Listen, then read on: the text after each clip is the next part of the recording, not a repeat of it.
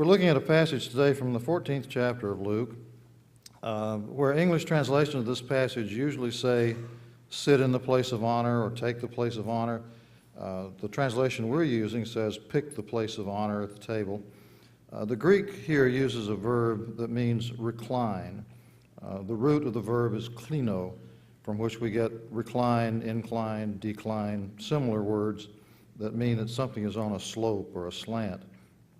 And that gives us a different meaning, a different mental image of this scene.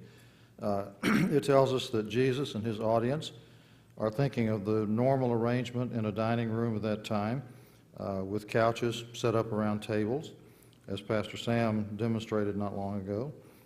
3 couches in the table of a block, in the shape of a block C, would be set with one side removed, and there would be a table in the center of those, and servants would use the open side for access to the table. So if you can imagine, when you went into a dining room, you were faced with this block C arrangement, and on your left would be what's called the high couch, and right in front of you would be the middle couch, and the low couch to your right. And everybody at that time knew the arrangement. The high couch is for the host and members of the family or people close to him. The middle couch is for the guest of honor and other distinguished persons. And the low couch is for other folks.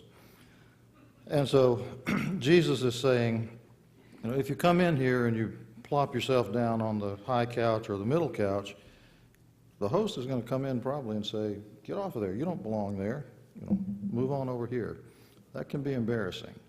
You know, today if you go into somebody's dining room, it's that you don't sit in the chair with the arms at the head of the table.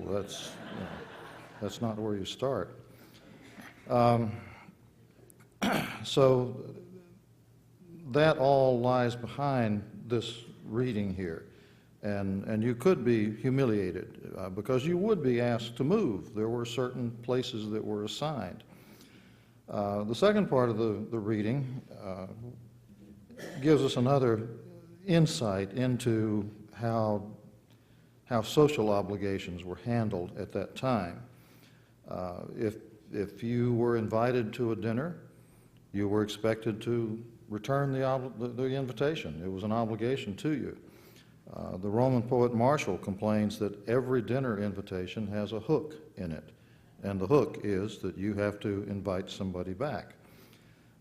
And so Jesus is really being quite radical here when he says, don't worry about inviting people back. Get the crippled, the blind, people that cannot repay you. So he's presenting a rather unorthodox, shall we say, view of these dinner arrangements.